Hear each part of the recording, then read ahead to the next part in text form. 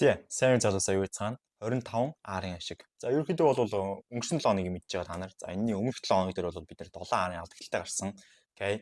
Тэгэхээр ерөнхийдөө бол 7 хоног болгон би өөртөө тавьдаг зорилго буюу 10 арын ашигтай гарах зорилгоо бол өнгөрсөн 7 хоногт алдсан байгаа. Сүүлийн 3 сарын дотор анх удаага тэгж алдсан. Окей. Тэгэнгүүтлээ буцаагаад одоо яг энэ үзүүлэх гэж байгаа 7 хоног дээр буюу яг одоо 8 сарын 18-наас 19-өөс ч байна уу? За харъя. 8 сарын 18-наас 22-ын хооронд өнгөрч байгаа энэ 7 хоног дээр бол бид нэр 25 арын цэвэр ашигтай гарч чадсан. Окей. За тэгэхээр 25 арын цэвэр ашигтай гарахад бол нийтдээ 10 ашигтай арилжаа, 5 алдагдaltaй арилжаа гаргаж 67% win rate үзүүлж 30 арын ашигтай арилжаа хийж 5 арын алдагдaltaй арилжаа хийснээр 25 арын ашигтай арилжаагаар 7 хоногод дуусгасан байна. За тэгвэл мэдээж уламжлалсаар энэ арилжаануудыг хэрхэн хийсэн, ямар арилжаанууд байсан талаар ярилцгаая. За тэгээд энэ таргаж байгаа ачлан Gold Fund NZD, Euro NZD, NZD USD гэдээ харахад бол ерөөхдөө NZD USD, Euro NZD, Euro болон NZD-тэй хослоод ерөөхдөө түлхүү орж ирсэн 7 хоног байгаа. Тэгээд бүгдээ хамтдаа харцгаая. Тэ. За хамгийн ихэнд бол NZD USD-гийн 2.5R хэлж байгаа юм байна. За NZD USD-гийн 2.5R. За энд бол би бүгдийг нь оруулсан байгаа. Тэгээ NZD USD-гийн 2.5R бол ерөөхдөө swing арилжаа байсан. За энд харагдаж байгаа энэ арилжаа. За тэгээд энэ бол яг SL нь хамаагүй дээр байсан учраас 2.5R болж байгаа шүү. Окей. За тэгэхээр daily. За NZD USD daily time frame дээр үндсэн хөдөлгөөн downtrend selling zone-тай байсан. Энэ ёроолыг доош нь хөвдө downtrend selling zone-тай tourism төлөвлөгөөнд авчирсан. Энэ авчрахтаа бол үндсэн хөдөлгөөн маань оройг үүсгэхэд доош унах боломжтой байсан. Яагаад гэх юм бол энэ ёроолын дэмжлэг дээрээс tourism төлөвлөгөөнд дэше ихэлсэн. Тэгээд энд харагдаж байгаа ачлан үндсэн хөдөлгөөн маань ерөөхдөө ямар нэгэн одоо тулах resist байгаагүй. Энэ бол одоо зүгээр энэ орой үүссэн учраас тавьсан байгаа resist. Тэгэхээр тулах resist байхгүй хоосоо орон зайд ороод ирж байгаа юм хөлгөндөр бол ерөнхийдөө daily дангаараа шийдвэрийг гаргахгүй 4 цаг болон 30 минутын давхцал дээрээс шийдвэр гардаг. За тэгээд daily-ийн tourism төлөвлөгөө ороод ирж байгаа. Эндээс ерөнхийдөө ийм impulse төлөвлөгөө авсан, tourism төлөвлөгөө ирсэн, impulse явахад билээ гэдэг ийм л таамаг гарч ирж байгаа. За тэгвэл энийг юу баталсан бэ гэвэл 4 цаг руу шилжсэн. 4 цагийн хөдөлгөөн маань daily-ийн tourism төлөвлөгөөнийг хийх гэж орж ирэх зуураа 4 цаг маань энд байсан downtrend-ийн хөдөлгөөнөө uptrend buying zone руу шилжүүлээд орж ирсэн байгаа. За дунд нь бол daily-ийн internal үсэх гээд down болсон байгааг харж байна. Тэгээ буцаад апплаад доошо reverse хийсэн, tourism төлөвлөгөө авчирсан. Энэ tourism төлөвлөгөөний төгсгөл дээр хийсэн, доош нь арилжаанд орсон. За энэ tourism төлөвлөгөөний төгсгөл бол 30 минутын дээр reverse байдлаар харагдсан. За энэ дээрээс бол арилжаанд орсон. Тэгээд доошо бол daily time frame-ийн өмнө шалгацсан байгаа спортыг дахиж шалгаж магадгүй, эвдчиж магадгүй. Гэхдээ хамгийн эрсдэлгүй шийдвэр бол мэдээж дахиж шалгаж магадгүй гэдэг шийдвэр дээр тогтоод тэр спорт нэр арилжааг хаагаад 2.5R-ыг авсан байна. За дараачих нь бол NZD USD-гийн 2.1R байсан. NZD USD давхар арилжаа орсон гэсэн үг. Окей. За тэгэхээр 4 цагийнхаа энэ дотор нь дахиад яг давхар шорт орсон гэсэн үг. За богино арилжаагаа харъя. За доошо чиглэлтэй шортын арилжаа бол үндсэн хөдөлгөөн дээр энд орсон байна. За ерөөхдөө 4 цаг түрүүн одоо би ярьжсэн дээр 4 цаг бол ирэхийн тулд 30 минут uptrend buying zone-тай байж байгаа reverse хийсэн ойлгомжтой. За эндээс бол бид нэр swing орчиж байгаа. Дараачийн tourism төлөвлөгөөн дээрээс нь бид нэр яаж ийн short орж байна. За богино арилж орж байна, D арилж орж байна, тэ. За эндээс бол хөдөлгөөн tourism төлөвлөгөө удирж байгаа. Нэг оройны даралтаа бол 1 удаа, 2 удаа, 3 удаа, 4 удаа, 5 удаа. За 4 удаа шалгачиж байгаа, тэ. Тэгээ энэ шалгалтын дээр 4 удаагийн шалгалтын дээр байна уу? 3 удаагийн шалгалтын дээр байна уу? Оролтыг хийсэн. За тэгээ үндсэн хөдөлгөөн маань доошоо бол нэлээд хурдтай уналтыг үзүүлээд 2.1R-ыг. За тэгэхээр NZD USD-ийн swing short 2 бол давхцсан гэсэн. Дараачих нь Audio USD байсан. Audio USD бас л ерөөхдөө swing арилжаа байсан. За Audio USD-г бүгдээ харцгаая. Audio USD-гийн арилжаа ингэж харагдаж байна. Окей. За Audio USD-гийн хувьд бол үндсэн хөдөлгөөн daily time frame дээр downtrend, selling zone, tourism төлөвлөгөө 61.8-тай impulse явах боломжтой. Ерөөхдөө энд харагдаж байгаа ажлын үндсэн хөдөлгөөн маань тухайн үед бас л resist байхгүй. Энэ resist бол одоо энэ оройг үүсний дараа тавьсан resist байхгүй. Ийм орон зайд ороод ирсэн. Хоос орон зайд. Тэгэхээр энэ дээр бол 4 цаг шийдэх хэрэгтэй байсан. 4 цаг бол үндсэн хөдөлгөөн downtrend, selling zone шилжихийг хүлээсэн. Тухайн үед 4 цаг uptrend buying zone-тай явж исэн. За тэгээ үндсэн хөдөлгөөн маань энд очиод downtrend selling zone руу шилжсэн. Tourism төлөвлөгөө авчирсан. Доошо sell-х боломж бүрдсэн тийм ээ. За tourism төлөвлөгөө энд ирчихэж байгаа. Энэ маань бол өөрөө PIBOG-ийн мэдээж нэг 50% level хавцаа ирсэн баг. За тийм 50 38.2 хавцаа ирсэн юм байна. За тэгээ доош нь sell-х шийдвэрийг бол 30 минутын дээр reverse хийсний дараа гаргасан. За 30 минут доошо үндсэн хөдөлгөөн reverse хиймэгт sell-сэн. Ингээд доошо бол хөдөлгөөн маань маш сайхан уналтыг үзүүлж орж ирсэн. За ингээд Audio USD-гийн хувьд бол 2.7, дараа нь Euro Audi-гийн 2.2-аар орж ирж байгаа. За Euro Audi дээр 2 чарилж ийсэн тухайн 7 хоногт бол тэгээд Euro Audi-гийн 2.2-аар яаж орж ирсэн бэ? Мөн адилхан урт арилжаа байсан, swing арилжаа байсан. За daily time frame дээр үндсэн хөдөлгөөн upper trend buying zone swing-ээр аптай баятай 76-тай импульс явж байгаа. Интерналаараа аптай баятай байсан бас давхцаж орж ирсэн. Ерөнхийдөө интерналаараа харагдж байгаа ч энэ өрөөг дээш нь эвдээд байна уу? Энэ өрөөг дээш нь эвдээд энэ upper trend buying zone-тай болсон. За тэгээд 4 цаг дээр бол хөдөлгөөн 4 цагийн upper trend buying zone-тай Tracer төлөвлөгөө аваад ирсэн байсан. Tracer төлөвлөгөөний тарагдж байгаа. За энэ Tracer төлөвлөгөөний задлаад үзэх юм бол 30 минутын дээр мэдээж 30 минутын зөвлөг downtrend selling zone байгаа. Downtrend selling zone-тэй хөдөлгөөн маань өөрөө uptrend buying zone-д шилжмэгц арилжаанд орсон. За ингээд евро AUD дээр 4 цагийн P-bog-ын level дээр навсан ямар нэгэн resist бол байгаагүй. Тэгээд яг 2.1 хэдэн юм бэ? 2 юм байна. За дараагийн Pound NZ байсан. Pound NZ-ийн 6-аар бол бас ер нь жоохон яривхтай байсан. Гэхдээ авсан. За ямар ч сан Pound NZ daily дээр аптай биш down sell-тэй байгаа. Tourism төлөвлөгөө үргэлжилж байгаа байдалтай байсан.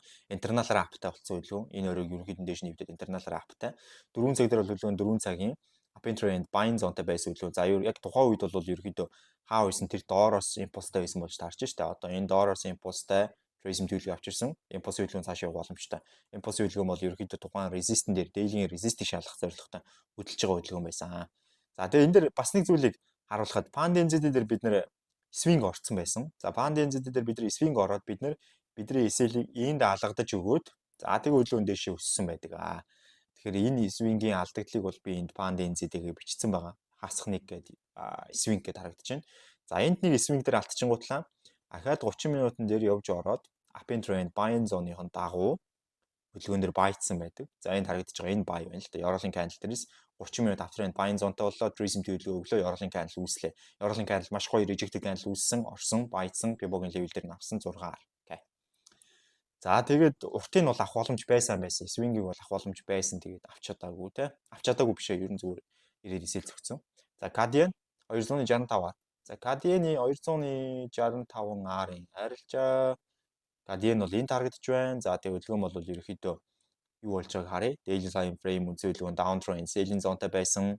За ерөнхий хөдөлгөөн маань downtrend selling zone-тай тухайн үеийн people бол ингэж татагдчихсэн. Fibonacci-гийн 61.8-тай impulse явах боломжтой хөдөлгөөн daily дээр явж исэн. 4 цаг дээр хөдөлгөөн 4 цагийн downtrend selling zone-тай Tourism төлөвлөгөө аваад ирсэн. Мөн л адилхан өмнө байсан impulse хөдөлгөөний Fibonacci-гийн ойролцоогоор нэг 61.8-тай хөдөлгөөн байсан. Доош унж явсан. 30 минутын дээр хөдөлгөөн 30 минутын тухайн үед бол downtrend selling zone-тай daily-гийн 2 support-од даваад гарчихсан. Сүүлчийн wave гэж хэлж болох үс. Одоо daily-гийн импульс дуусгаад байгаа 4 цагийн импульс дуусгаад байгаа тийм сүүлчийн wave дээр 30 минутын дээр Tourism төлөвлөгөө өгсөн. За тэгээд оройн candle үүсгэсэн sell-сэн авсан. Нэг иймэрхүү. За тэгээд евро AUD ахаад орсон 295-аар гэдэг энэ тарагдж байна. Ахаад орсон байгаа. Тэгээд евро AUD дээр ахиж орохдоо бид нар бас л сүүлчийн гэж хэлж болох үс. Одоо daily 4 цаг 2-ын хоёулынх нь импульс дуусгаж исэн team wave дээр орсон.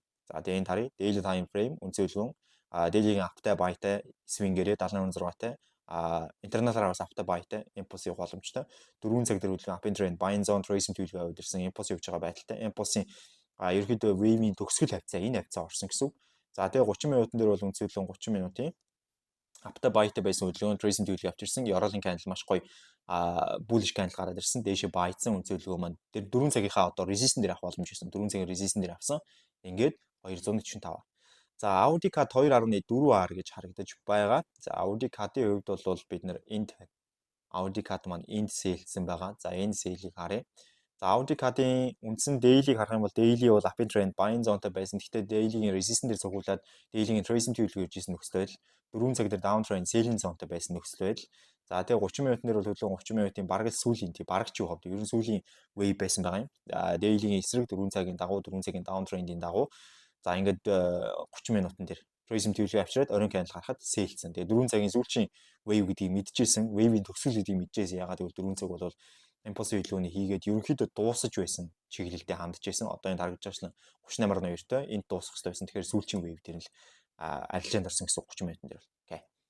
За ийм зүйл болсон. Түүний дараа нэг ганц хоёр арилж байгаа хаа. USD CAD-ийн 3-аар, USD Yen-ийн 4-аар гэдэг байдлаар явсан байгаа. За тэгээд USD CAD-ийн 3R-ыг харцгаая. USD CAD-ийн 3R бол одоо энд харагдаж байгаа. За тэгээд үнцэн хөдөлгөөн маань daily дээр үнцэн хөдөлгөөн daily дээр upper trend buying zone Tourism төлөвлөгөө 30.2-тэй импульс явж исэн. Resist одоо daily-гийн 39.500 зорж исэн. 4 цаг дээр хөдөлгөөн 4 цагийн upper trend buying zone Tourism төлөвлөгөө 23.6-тай initial bounce-тай импульс хөдөлгөөн явах боломжтой байсан. 30 минутын дээр хөдөлгөөн 30 минутын upper trend buying zone Tourism төлөвлөгөө аваад ирсэн. 16 цаг 30 минутанд одоо Yorlin candle үүсгээд арилжаанд орсон. Тийшээ 3-аар. За ер нь бол 3.5-аар шүү. Энд 3-аар явчихсан байна. За USD yen дахиад нэг арилжаанд орсон. USD CAD дээр бас нэг арилжаанд орсон юм.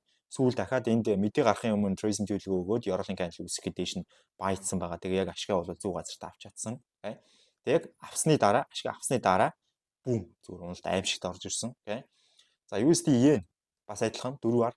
За тэгээ USD yen дээр бол daily бол up and trend buying zone Trace төлөвлөгөөнд 76-тай impulse явах боломжтой байсан. Хөдөлгөөн 4 цаг дээр up and trend buying zone 76 impulse явах боломжтой байсан хөдөлгөөн daily-гийн supportтой байсан. За 30 минут бол хөдөлгөөн 30 минутын up and trend buying zone-тай болсон. За хөдөлгөөн маань ерөөхдөө энэ өрөөг up and trend buying zone-тай Trace төлөвлөгөө яваад ирсэн. Yorling candle маш гоё rejected bullish candle гараад ирж байгаа. Энд rejected bullish candle гарч ирээд үн зөвлөгөөр байцсан баг зэргийн буцалт орж ирсэн тэр үед бол жоохон эвгүй байсан. Тэгээд хөдөлгөөн маань дэшээ буцаад өсөлтийг бол маш утастай хийж 4 ашиг авсан. Окей. За ингээд нийтдээ 30 арын ашигтай арилжаа, 5 арын алдагдaltaй арилжаа, нийт 25 арын ашигтай арилжаа, 67% win rateтэй ийм гоё 7 хоногийг дуусгалаа. Окей. Өмнөх 7 хоног бол хүнд байсан. Энэ дуусч байгаа 7 хоног маань үнэхээр гайхалтай байлаа. Окей. Тэгээ энэтэй бас ингээд давхцаад бидний сарын үр дүн гараад ирж байгаа. 7 сарын 25-наас 8 сарын 22 нийт 4-7 хоногоор нь гаргаад яваад байгаа би. 4-7 хоногийн хугацаанд эхний 7 хоногт 10.4-аар, 2 дахь 7 хоногт 928-аар, 3 дахь 7 хоногт 3 дад хасах 7-аар, 4 дахь 7 хоногт нэмэх 25-аар ашигтай. Ингээд нийт цэвэр ашигаараа бол 37 арын цэвэр ашигтай сар болж 24 арилжаанаас 4 биетэй 23 арилжааны алдагдaltaй 24 арилжааны ашигтай 23 арилжааны алдагдaltaй 4 биетэй ийм сар болж хөрсөн. Нийт 51 арилжаа хийсэн 37 арын ашигтай. Маш сайн сар болж өнгөрлөө гэж харж байгаа. Окей.